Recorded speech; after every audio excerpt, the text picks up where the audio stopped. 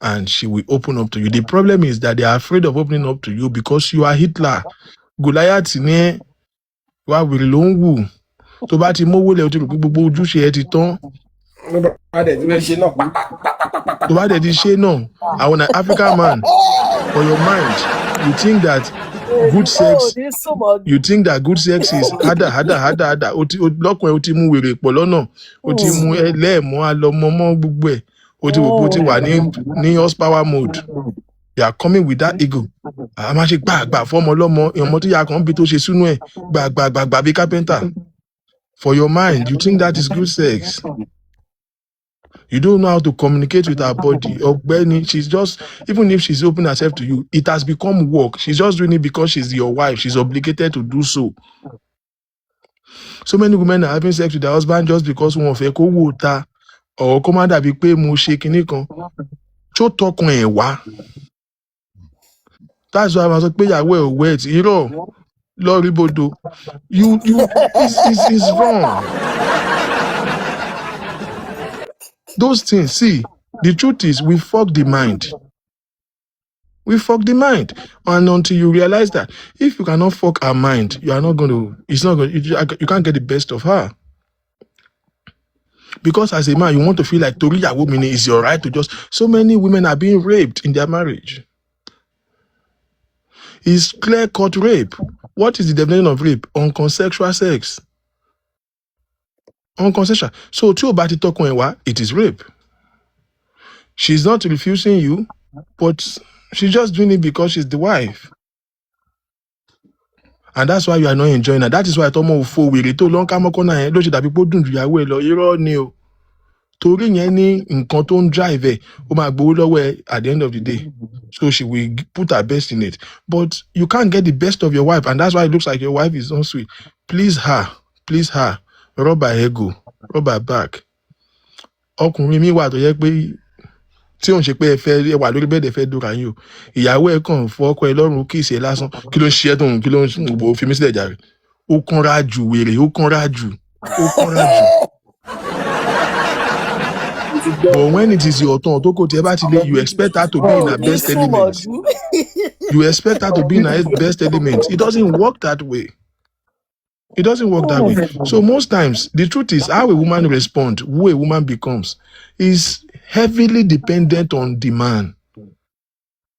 That's why it's called husband. The word husband is an English word, is to nurture. So your wife is a result of who you are. It's a result of who you are. You can marry a good woman and becomes a bad wife. It's you. It's you. That is why you should marry somebody that you have an influence to cultivate.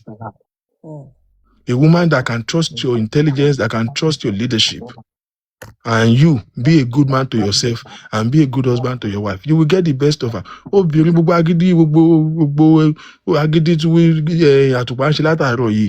They are revolting, they are rebelling like this simply because men have not stand in the place of men. There's too many boys in a male body.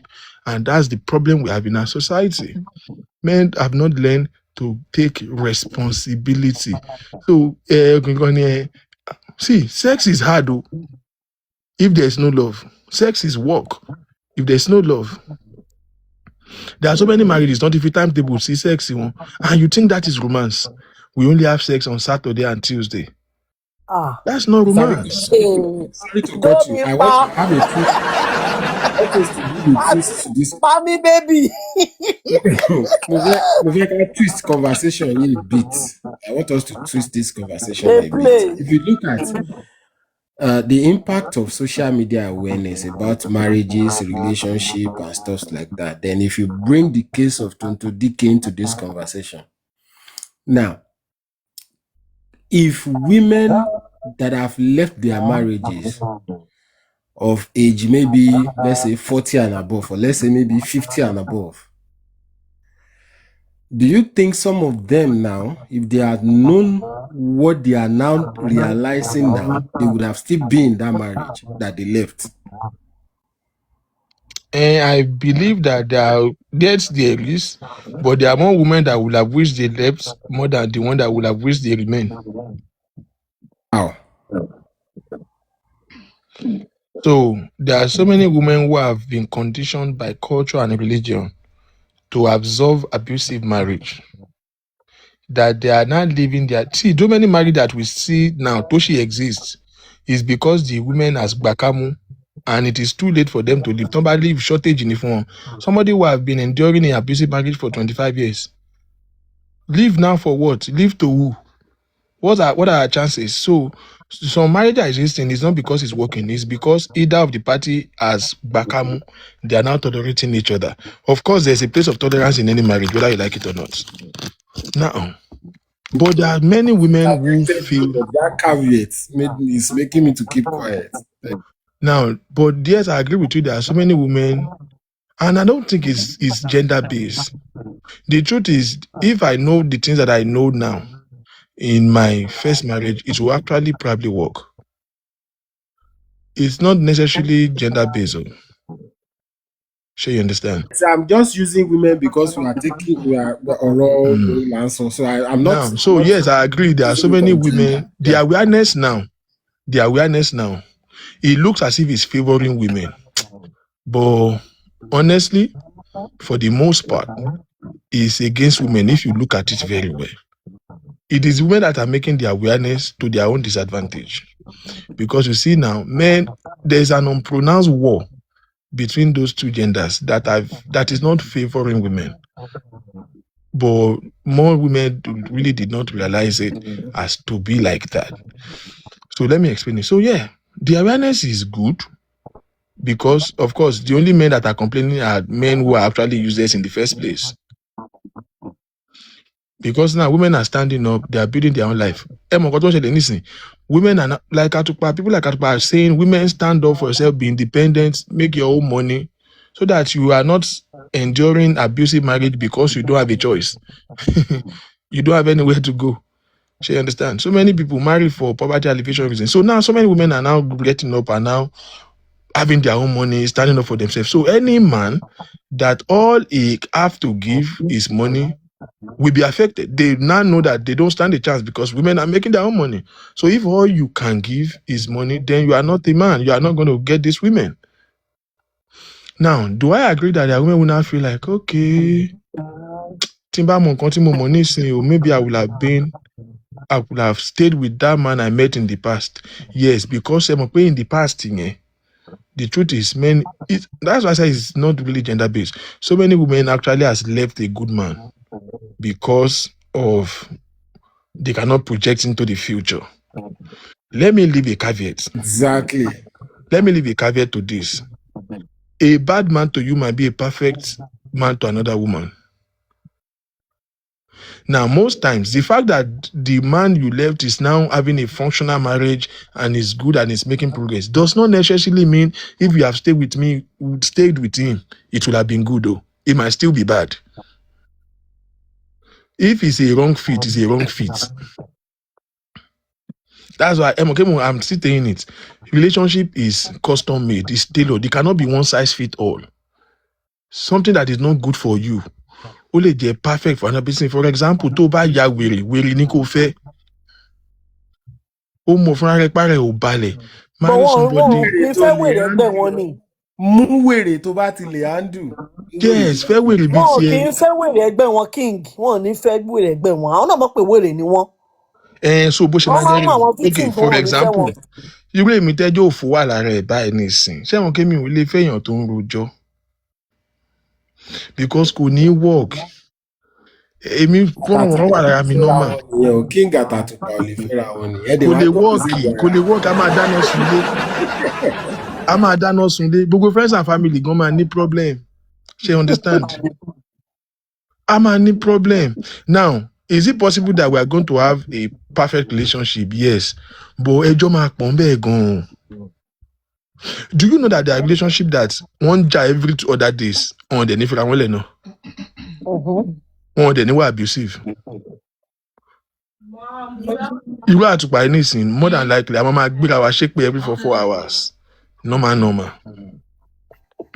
But ìwọ tó bá dá sí jà ni. ìwọ tó bá dá àwọn tó bá síjà dá yẹn síjà wá. o máa ní ṣú o. ó ti wá di as usual, ìyẹn ti dá as usual, so ìwọ tó bá torí dá ẹ̀yin tó kùlẹ̀ máa wò pé àwọn fag. people yìí toxic ẹ̀yin tó kùlẹ̀ máa wò àwọn friends àwọn máa wò pé wọ́n toxic àwọn máa rí bíi pé a perfect because ìjà yẹn no be big deal ló máa jẹ́ fáwa because àjọ ń crazy ni you see how it works. ìjà na water. Shey you get but another person can say bọ̀bọ̀ yẹn kò tiẹ̀ respect ìyàwó rárá àtùpà yẹn ń tí of abuse o meanwhile àtùpà ọ̀rẹ́ abuse ẹyọ kankan báyìí ó kàn rí pé wèrè ni mo fẹ́ ṣe you get so it's one size fit all it's not one size fit all it's custom made. There is a man that will just say àtùpà and be like ew you go be like what's wrong with that. There's another man that will say and be like God this is the kind of woman that I want. Sure you understand. But most time the problem is that the biggest lie we tell is the one we tell to ourselves. Like báwo ni irú àtùpà ṣe máa rò pé òun rí introvert kan níṣẹ́ tó dẹ̀ máa rò pé ọkọ gidi lòun rí kò sí. Do you understand? àṣìfẹ́ nìyẹn o. mo mọ lady kan èmi ò lè fẹ́ dọ́mà nù. ọmọ kan ex girlfriend mi kan mo àti fìlàlẹ̀ tipẹ́tipẹ́ bọ̀ èèyàn kì í ṣe káwọn ilé náà àti òkè ń break torí pé ajá so a ṣì máa ń sọ̀rọ̀ every now and then so mo á ń pè é pé kíní kan ó ní wo so mo mọ̀ kó fẹ́ ọ̀bọ̀ kan ó dẹ̀ sọ fún mi gbà yẹn bọ̀bọ̀ yẹn very successful guy Samsung ló ti ń ṣe and all of those things mo á béèrè bọ̀bọ̀ yẹn wá lóhun ti filẹ̀ kí ló dé ló bá ní wo láìkí bọ̀bọ̀ yẹn jàre kíní kan mo ní you said a lot of good stuff about him the last time ó ló ti rìn dín jù mo ní kí ló mean ó lóun ò lè fọkàn tóun máa control nígbà tèmi ń fẹ́ èmi ti burú jù ó wá fẹ́ nàdá wọn ló ti rìn dín jù mo á ní wá tó láṣáre ẹ yá mo ní I don't understand what do you really want now meet èèyàn tó sọ pé calm ó ní pé tóun bá ń bá sọ báyìí tóun máa kí fún báyìí a máa sọ pé I'm sorry I don't like you to be angry ó lóun máa mọ̀ọ́mọ̀ sọ nǹkan tí ò wúlò báyìí á lè sọ pé if that's what you want it's okay pé nígbà wọn á gbé irú ọkùnrin wo lélẹ̀ láyé Victor ṣẹ́rí bóyá ìsọkíní àyà mi já mo á fi bà máa ní see stop looking for Victor in every man. ara ń fún mi ṣé nǹkan kan ti ṣẹlẹ̀ láàrin. mo ní stop looking for Victor in every man is wrong. ní rọ́kọ̀ fẹ́ o I'm one of one o I'm one of one stop it looks like you are using me as a standard to evaluate every man mà ní rọ́kọ̀ fẹ́. So I was a little bit worried that báwo lè ṣe máa fẹ́yàn tó jẹ́ tó until now tí mo ṣe wá understand more about relationship we are like the truth is every woman bọ́n ṣe sọ pé wọn fẹ́ kọ́kùnrin kankan control wọn yìí wọ́n wà níyìn ni o the right word is that they don't want a man that will abuse them every woman want a man that they can be under his control o I swear to God you will not believe it.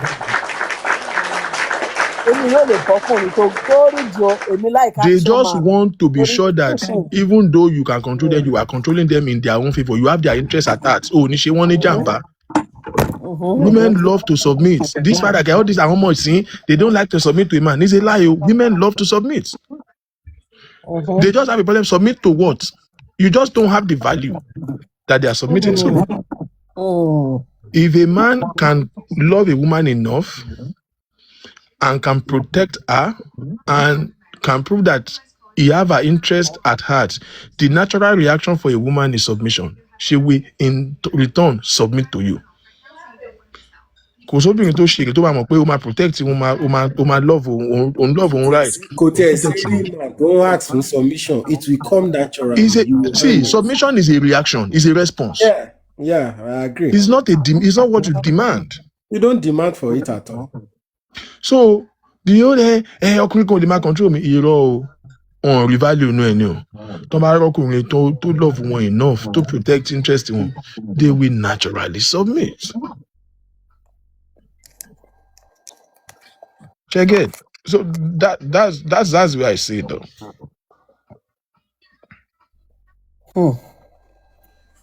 Ẹ jọ̀ọ́ lady kan wá drop question kan nínú DM. Àtẹ́wọ́ náà ẹ kọ́kọ́ pàdé sí ìgbẹ́kẹ̀ ìgbẹ́kẹ̀ máa kà sí ẹni. Ẹ má wà fún mi o. Love doctor. Lady kan wá sí DM ń sìn. Ó ní ń ṣe dà. Ẹ jẹ́ kí n béèrè. Ó yẹ ẹjọ́ béèrè ẹ béèrè love doctor. Love doctor ẹ bèrè o. Ìsọkúsọ náà lẹkún fẹ́ wá bèrè lókè ẹ bèrè. Oníṣekúṣe as usual. Victor King mo ti ń type sí yín látàárọ̀ sá. Ẹ fẹnu yín bèrè. Ẹ máa gbọ́ o. Ẹ bèrè. èmi ò ríran dáadáa mi kì í lè ka comment. Having sex and love making. Kí Some ni mo people sọ? will say I'm making love to my wife. Some people will say I'm having sex with my wife. What is the difference between the two? Okay, so sex is an act. Love making is an expression. Sex is just a physical act of penetration into, both genitals penetration. Love making is communicating an expression to your partner. You can have sex with just anybody. Just anybody. You can only make love with somebody that you are emotionally connected to. Because love making is not the act, it's the communication. Okay, so let me give you another red flag that might not be unpopular. Boys in Yemo. You know that if you are in a relationship with a guy that's telling you that you cannot lick plates, it might be a red flag.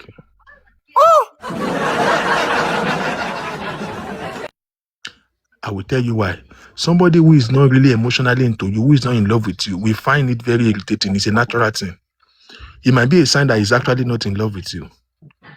Now, not necessarily generally speaking, though, because some people have a religious restriction, but love has no bounds. Somebody that is in love with you will not mind doing anything shitty with you. Will not mind doing anything nasty with not give you herpes. Herpes, herpes. Think of herpes when you are lying your place. Báyìí ni HRM máa wà active. Èmi sọ fún yín pé I think about you see a man that says I be a woman. Bá sọ pé òun ní cold sore lẹ́nu. It's not cold sore, it's herpes. Ó ti kó nǹkan ní tó ti lá plate ni, don't let that person see. Kò sí kankan tó jẹ́ cold sore lẹ́nu. Tí mo rò bóyá ẹ ti sùn látàárọ̀ àṣẹ ìgbọ́. Eléyìí tó wà lọ́wọ́ wa wọ́n ní pé ó ti kọjá return date over 28 days and láti dáná. Only there is a Bible verse that supports licking plates. Kò sí kan tí Bible verse ò kí support yẹn. Okay, so generally, this is my philosophy about all of those, what do we call it? Foreplays. There is no restriction to intimacy. There is none at all. Now, there are some things that are out of boundaries and all of those things. I know some people who have some inhuman fantasy. She understand. But to somebody that you are in love, one of the signs that this person is for you is that you will share the same value. If there is I can and I can't between both of you, maybe you should leave that relationship. I'm sorry. Because you see, your sexual desires will not change. It will not change. It will not change. To ba like he come and lie, sister me, but boy alone can la plate ma fair now. Now it will like could necessary now. But you don't know. Oh, what Feton is in 5, 6, 7 years in the marriage. You still want this last keyboard thing. You still want it. Two things will happen. The sex will not be interesting to you anymore. Or wama beresini outsource, wa beresini lo wa bito ento ma la enter. See, those little things, if it means so much to you, then it's a big deal. If you like it, don't compromise it. It's that simple. Only count of marriage delay. That's all about There are some women that don't like it, whether you like it or not. It's not every woman that like it. Yorùbá dùn lédè ló sọ ọ̀rọ̀ yẹn. Yorùbá dùn lédè ẹ remove ara yín kúrò lórí ẹ drop ara yín bí ẹ pẹ̀lú kọ̀tẹ́kọ̀ yẹn. There are some women that don't like it. So if it's not a big deal to you, then it's not an issue. Yorùbá dùn lédè ẹjọ́ ṣé mo lè sáré bèrè question kan lọ́wọ́ yín.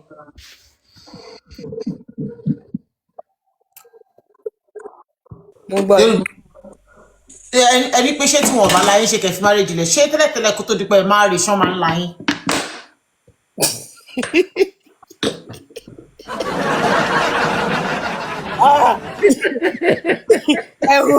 ọ̀rọ̀ tèmi pè sí Kẹ́tọ́ di ẹgbẹ̀rún ṣe Àlọ́ wọ́n tèmi máa ń dáhùn. la yín. ẹ dáhùn Yorùbá dùn ẹ Kẹ́tọ́ dáhùn question náà ó sì kú ṣé máa ń la yín tẹ́lẹ̀ kẹ́tọ́ wọ ẹ marriage. dáhùn ẹ Tọkọ mi bá dáhùn. ti rántí sí red flag ni. Ok, ó ti yé mi. Ó ti pẹ́ lórí ẹni tó bá ń la. Wàhálà mi. Ẹ dúró Yorùbá dùn lédè. Nígbà tó di pé ẹ fòrùka síra yín lọ́wọ́ ṣé wọ́n máa ń la yín. ọ̀rọ̀ pè sí jẹ́ o ọ̀rọ̀ dì. Nǹkan tí wọn kì í ṣe fún yín ní kẹ́tọ́ di pé kò bá kóra yín lọ́wọ́ ẹ má béèrè nígbà tẹ wà nínú tẹ ti wá gbòòrò ká tán náà. Ẹ lè wá sọ pé torí pé lọ wo American movie kan ẹ wá ní tó ń lára wọn ń bẹ̀. Àbẹ́ ẹ lọ wo XXL ẹ wá ní tó ń lára wọn ń bẹ̀ ẹ wá délé ẹ wá ní dádì wa ẹ wá lámì ẹ wá ẹ mọ́ lámi. Àlọ́ lámilámi là ń rí.